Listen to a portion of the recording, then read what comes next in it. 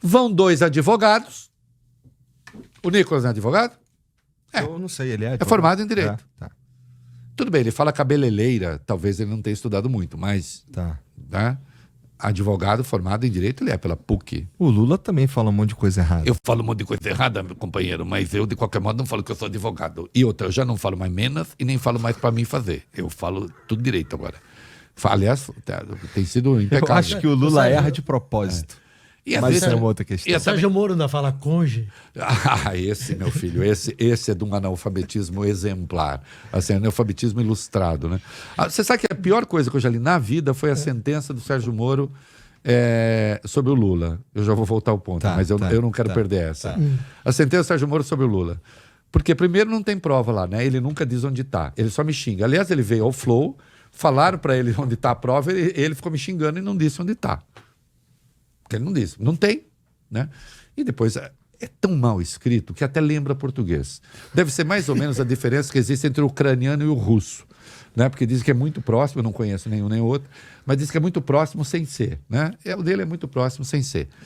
Então, veja só, o Alexandre de Moraes, as decisões que ele tomou são decisões dentro da lei, e o Nicolas, advogado, sabia que o Bolsonaro não podia participar da live. Ele é advogado. Uhum. O Flávio Bolsonaro, embora tenha ficado rico vendendo chocolate, o que não é fácil. Não é fácil. Tendo uma franquia que ele tinha, de uma marca importante, a que mais vendia em dinheiro vivo do mundo.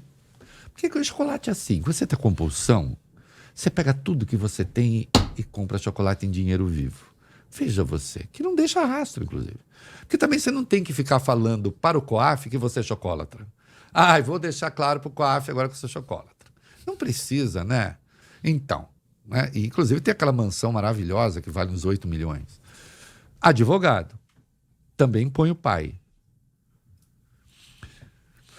Eu tinha um professor na USP, Alfredo Bose, maravilhoso, que quando começava assim, mas qual foi a intenção? Por que a pessoa fez isso? O Bose dizia o seguinte, maravilhosa e magnificamente. Ele dizia assim, olha, e ele era um católico exemplar, dizia, o fundo das consciências a Deus pertence. Se eu for investigar isso, eu nunca vou avançar em nada.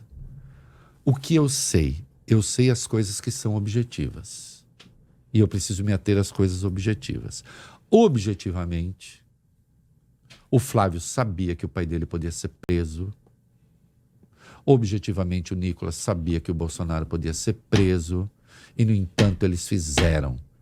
Porque ficar claro para a direita que o Bolsonaro não vai ser candidato precipita e força a definição de um nome da direita. Você está dizendo que o Flávio botou o pai em cana, ainda que domiciliar, só para definir o candidato da direita, porque ele quer o Tarcísio? Não, eu não sei, isso é fundo da consciência dele. Uhum. O que eu sei é que ele é advogado e que ele não ignora a lei. O que eu sei é que o outro mineirinho é advogado e não ignora a lei.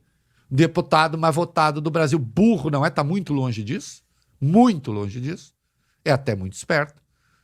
Então eles sabiam. Seja para provocar, seja para não sei, mas alguém nega que a prisão domiciliar deu uma reagrupadinha na turma? Eles estavam meio borocochôs, né? E você acha que a prisão domiciliar pode cair a partir do recurso apresentado pelos advogados de defesa? Duvido, porque não há nenhuma razão para cair.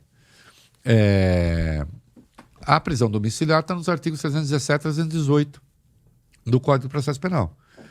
A prisão domiciliar aí, ela vale para uma espécie de preventiva numa outra modalidade, muito mais leve. Tanto é que ele vê família, ele vê tudo ali. Eu duvido, a menos que... Hoje o Alexandre participou de um evento no Tribunal de Contas do Estado, aí ele falou, num dado momento, é claro que a justiça pode errar, é humana. Aí alguns viram a manifestação de meia-culpa. Eu acho que é conhecer muito pouco o Alexandre para achar que ele usaria um evento como esse para fazer meia-culpa. É que a justiça pode errar, claro. Se o Alexandre recuar da prisão domiciliar, o que eu duvido, os outros podem segui-lo. Se ele não recuar, acho que não. Porque o tribunal está sob ataque, né? O tribunal está sob ataque. Não há chance. Eu li uma notinha, como sempre, essas coisas em off. Os ministros estão desesperados com a lei Magnitsky e tal. Eu não sei o que é estar desesperado. Bom não é, né? Gostoso não é. Gostoso não é, não se tem a extensão ainda clara do que vai ser. Operações em dólar não pode, com os cartões americanos não pode, mas operações em reais pode. Não está claro, precisamos ver. Né? Ninguém quer entrar nessa. Claro que vai ser bom. Não. Né?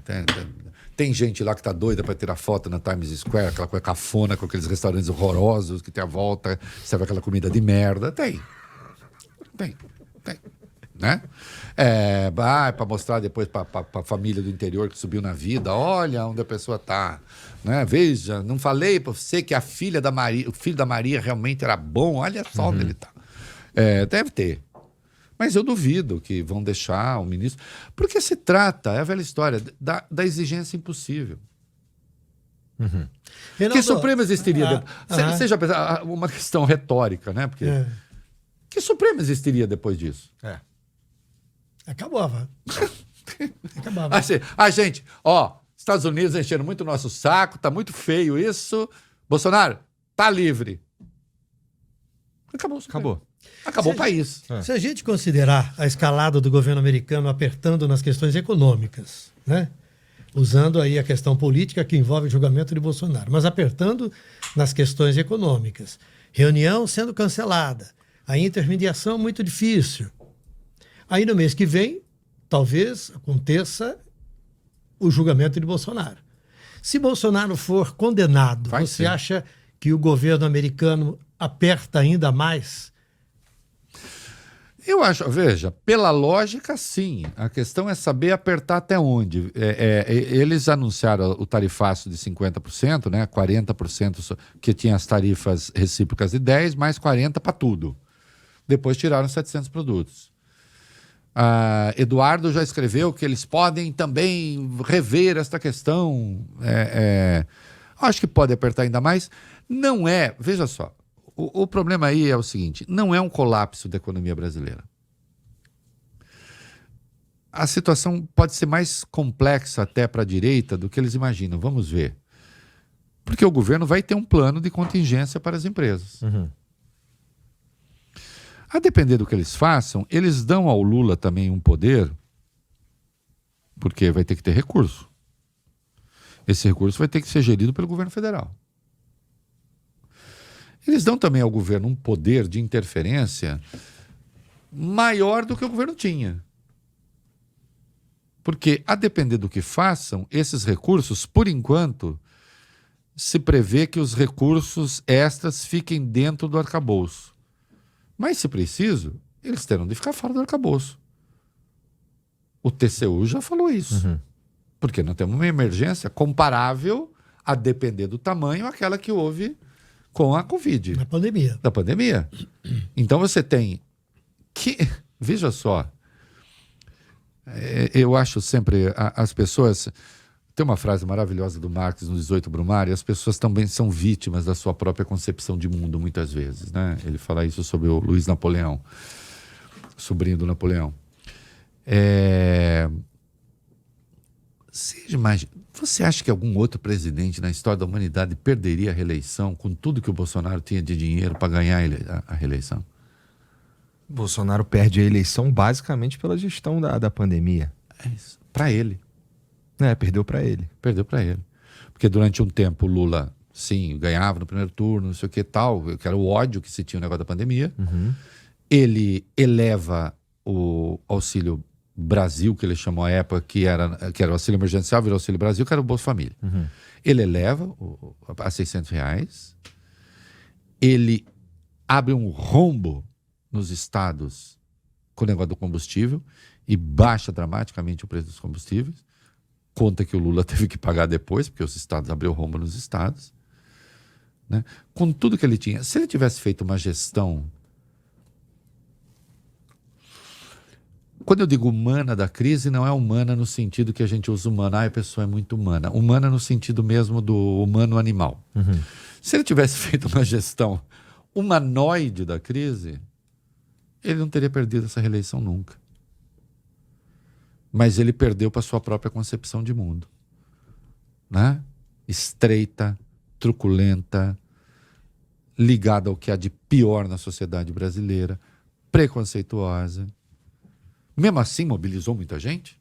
Pô, perdeu por 1,8. É pavoroso que tenha perdido por tão pouco, na verdade. Mas ele poderia ter ganhado isso largamente, com a força que o incumbente tem, sempre, com a máquina na mão, etc. Né? E agora, de algum modo, a mesma coisa. Né?